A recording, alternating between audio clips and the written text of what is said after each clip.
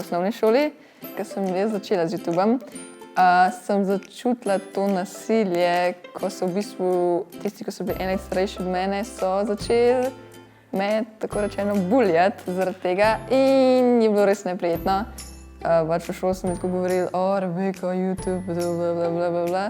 In to res ni bil najbolj prijeten občutek.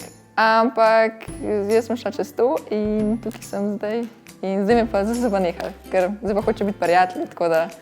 A nasilje je že to, da te spadajo? Ja, ker sploh čutiš neko tako bolečino, ne dobesedno bolečino, ampak tako srce bolečino, ne samo slab občutek. Kako si pomagala? Si se komu zaupala? Ti moji prijatelji so me drugače ful spodbujali in so tako ne jih poslušati, pa mami, pa starši. Bili so tudi dnevi, kjer sem cele dneve jokala in nehala bom, pa sem že rekla, da bom nehala, ampak ne vem, en mesec sem imela pauzo in sem šla naprej, ker me je to tako veselilo. Kako lahko odrasli pomagajo? V bistvu mene so želeli zamotiti z drugimi stvarmi, ker so videli, da ni tako nasilje, da bi zdaj treba bilo jih ukrepati. Ampak so me samo zamotili, da sem jaz pozabila in so mi čim boljše stvari dali. Kaj pa?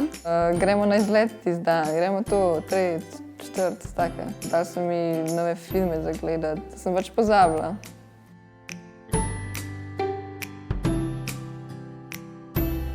Si že kdaj videla, da je kdo komu kaj hudega naredil? Mi smo imeli v osnovni šoli dosti tudi teh pretepov, pohodnikov. Ampak vedno sem se samo umakala od tega, ful nisem marala. Bi zdaj drugače ravnala? Dejansko zdaj bi jih razločila, pač ustavila bi, pa bi pač rekla, zakaj se to dogaja, pa šla bi povedati starejšim. Zakaj treba reči ne nasilju? Ker to ni dobro, zaradi tega, ker nasilje lahko pripelje tudi do, ne vem, kakšnih hujših posledic, ne vem, depresija.